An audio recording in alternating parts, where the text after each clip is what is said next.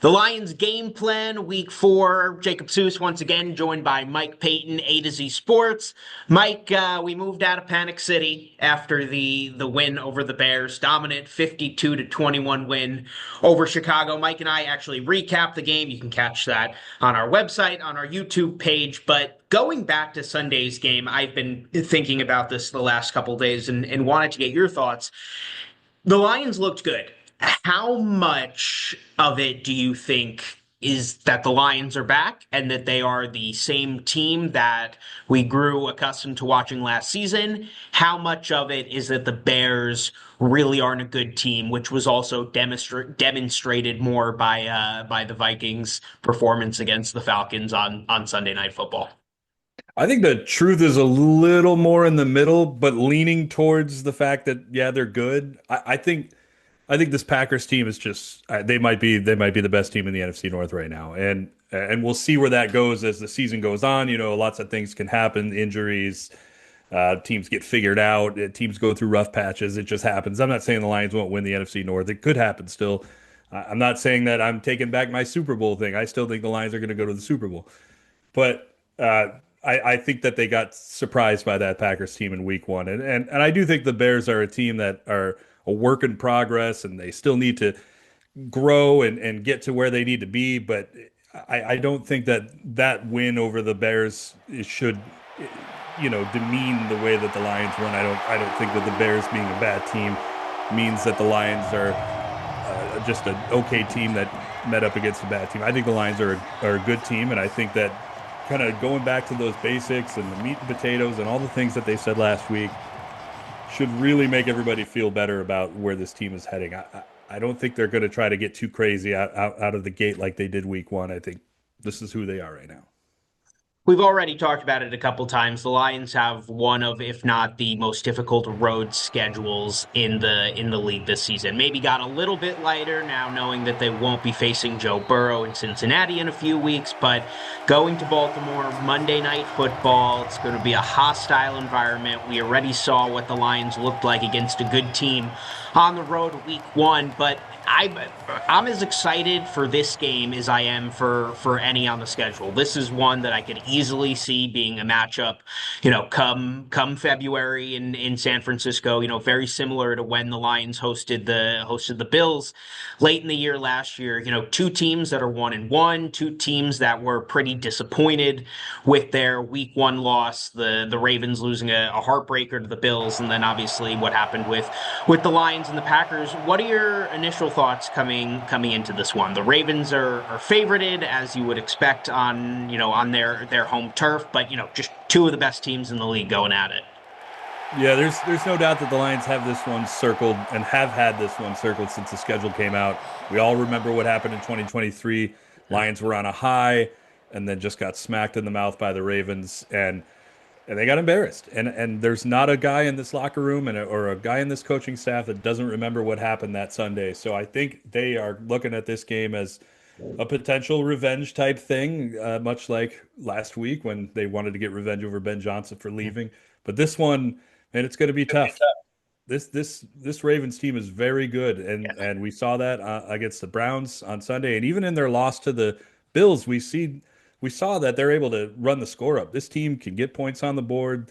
They can make things happen in a hurry. And this game, honestly, I just looking at the way that the schedule has rolled out for every team, for the whole NFL, this could be your big welcome back football moment. Like this could be such a huge game. If you're an NFL fan, I don't know what you're doing on Monday night if you're not watching this game. This could be a very, very good one.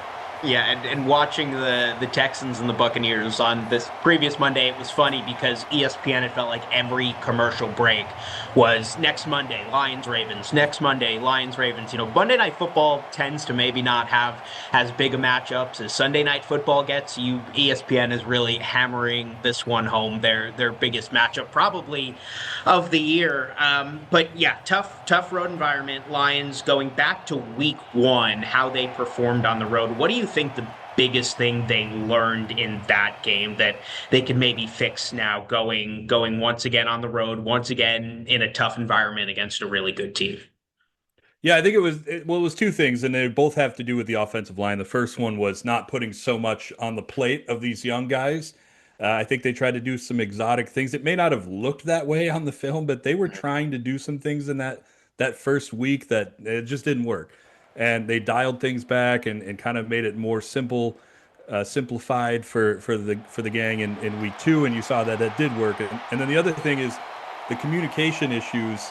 The Lions seem a lot more prepared for what they're going to deal with on the road as they were in week one. When they're so loud at Lambeau as it usually is, and guys were just not hearing the calls, and things were coming across scrambled, and there was just a whole mix up. But the Lions seem to be a lot more prepared for that going into this week. They've put up 38 different speakers around their practice. They're blaring loud noises. They're trying to make sure that they can simulate as best they can what a stadium, a full stadium of loud fans is going to be like, so that they can work on these calls. And they're going to drill them. They're going to drill them hard all week. I think that's going to be one of the big things they work on this week. So if they can come out of that with improvement and not have so many missed assignments, that's going to make a big difference.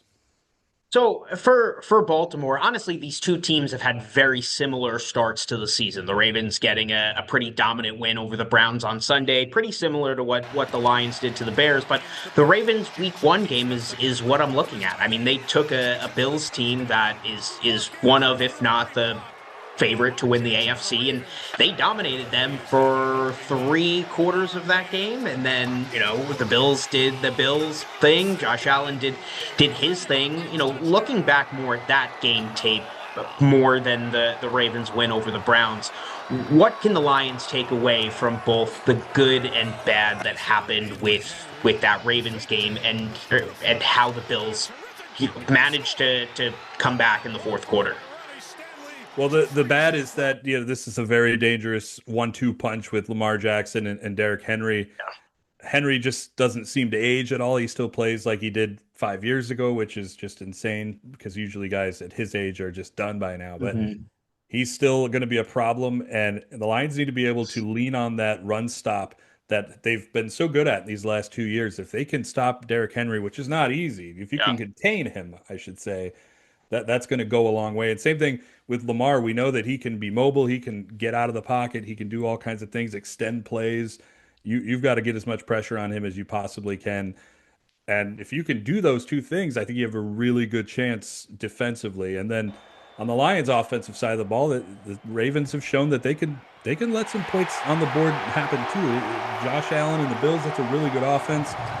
And you look at this Cleveland team, I mean, we don't really know what that team is. It's Yeah. Joe Flacco, and they don't really have very many offensive Mhm. weapons, so you can understand how they couldn't get a whole lot of points on the board. But the Lions have all the weapons you could possibly ask for, so they have some ability to. This could be a shootout, and I think the Lions absolutely have everything you need to stay with this team in a shootout if that's the way it goes. Yeah, and I think after Sunday, fans are once again feeling confident that this offense, they're going to put up points in most games this season. I don't think that's a concern. But on the defensive side, looking at the pass rush, they were able to get home Sunday, add a couple sacks. They looked much better. Looking at Marcus Davenport now, he got hurt twice in the game, which seems to be a trend with him here.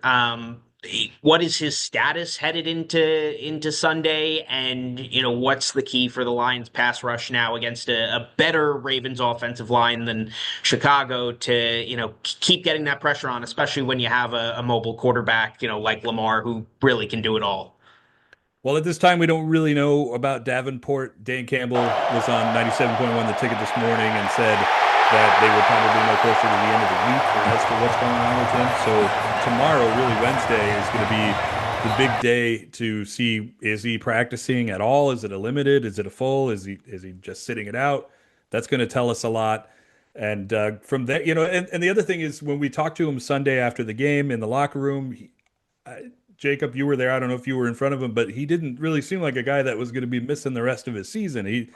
He seemed kind of chill about the whole situation, really. So we'll see what it take that for what it sounds like, I guess. But we'll see what it actually is by the end of the week this week. As far as getting pressure, again, it's Lamar is not an easy guy to get pressure on, but this Ravens offensive line has allowed some pressure. Last week they had while they racked up points against that Cleveland defense, they still let in quite a bit of pressure, and Lamar Jackson got sacked a few times, and if the Lions can replicate that in any way, if they can get Aiden Hutchinson away from some of these double teams and get him into some one-on-one situations, that's going to be huge.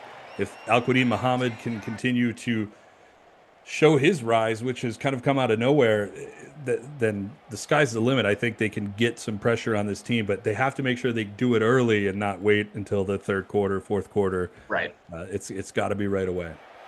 Is there anything they can take away from 2023? I mean, at this point, a lot of the players have changed, a lot of the coaches and coordinators have changed. You mentioned the revenge factor, and I'm sure the guys that were there definitely have that game in their minds, but they are two different teams, but they also did get, dominated by that Ravens offense. So is there anything you can take away from that game, or is that just kind of flush that it was 2 years ago?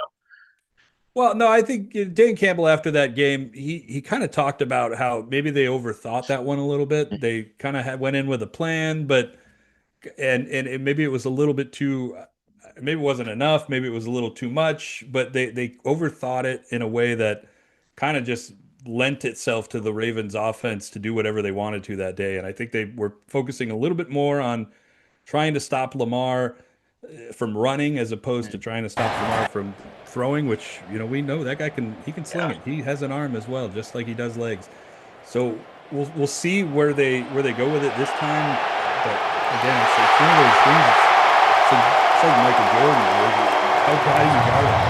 What do you do against him? He's one of those guys that it's hard to figure out. He's a pitch to contain him, but how do you do that? And I think they just kind of lean on just try to make things as simple as they can. Stop what you can, and you're going to let up plays. It's going to happen, but go in there and do what you can. Try to get some of these 3 and outs as much as you possibly can, and have their punter come out as much as you can.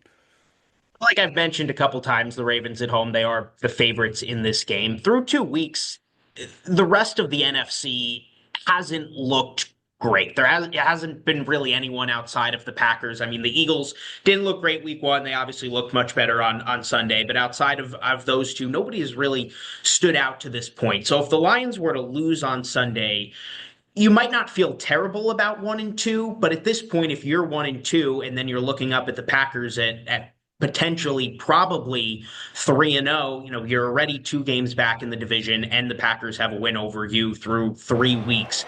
Is that a concern at any point during this season, this early, that you can't be falling too far behind Green Bay in that NFC North race? I mean, I think at this point, with the team that we think the Lions are and the team that we saw on Sunday, they're a postseason team. If they weren't to win the division, I am 99% sure they would still make the postseason. But can you be concerned about the North in week three if you fall to the Ravens, or is it just way too early for that? I think it's too early. I think it's too early for a lot of things. I think we tend to do this as football fans, and we look at these first 2 weeks and we try to judge everything based off that. When you look last year, the Chiefs didn't look very good in the beginning. The Mhm. Eagles were 1-1. The Saints, everybody thought the Saints were incredible. They scored 40 points in back-to-back games. They only won 3 more games after that. Yeah. Like, there's so many things that can change in an NFL season. And I think one of the things that everybody should pay attention to with the Packers is they do kind of have a bit of a cakey schedule here in Oh the yeah. beginning of the year. And when we get to kind of like November, December, the Lions and the Packers kind of switch. And the Mhm. Lions have more of an easier schedule. And the Packers, that's when they have to start playing the Eagles and the Ravens and all these Right. teams. So there's a big switch that can happen at the end of the year. But I don't think 0-3 is, or excuse me, 1-2 is really horrible at this point. Obviously, you'd like to go win that Sure. game because you have the Browns and the Bengals after that, and those are two pretty winnable games, and you can Yeah. start stacking these things. But I think if they're 1-2, it's not the end of the world. So is there one key matchup you're looking toward on Sunday, thinking that if the Lions win this matchup, this particular area, they have a chance to come out on top? Yeah, I'm looking at the interior offensive line versus the Ravens interior defensive line with Matabuke and the other guy whose name is I'm lost on it at the Mhm. moment, but they have a very strong interior defensive line. Yeah. This team got up 38 pressures last week, just last week. They were only able to actually get home twice, but 38 pressures is no joke, and a lot of those came from the middle. So I'm interested to see how is Ratlich and Mahogany and Glasgow, how are they going to handle that interior, and if they can, it's a help for a win. I mean, that's get the ball going, get the run game going rather, and be able to protect Goff to make some passes, and that's going to make the difference in this game. Just your offense has to perform, and it's all going to start in the trenches. So the sky won't be falling if they don't win this game. Obviously, even if they don't win, you would still like to see a strong performance. You would like it to not look like week one, but if you win this game, like you mentioned with the Bengals and the Browns, you have a good chance to go 4-1 here. What do you think happens on Monday night? Big stage, two good teams, probably the most exciting, at least on paper, Monday night football game this season. Oh, it's a really hard one, and it's kind of a head versus heart type of thing. Like Yeah. your heart's Hmm. telling you it's a win, your head's saying, yeah, they could lose this game, but I'm just gonna go for it, Jake. I'm gonna throw caution to the wind. I like it. Lions win 38 I like it. 35. Jake Bates ends the game. All right. You did it once last year with Jake Bates in Houston. Let's see if you can go 2 for 2. Because if we're sitting here next week and the Lions are 2-1 after a win in Baltimore, fans are going to be feeling really, really good headed into a home game against a bad Browns team. So should be fun. Should be fun. Monday Night Absolutely. Football, 8:15 start, Lions and Ravens. And Mike, we'll catch up with you next week before Lions are back at Ford Field to host Cleveland.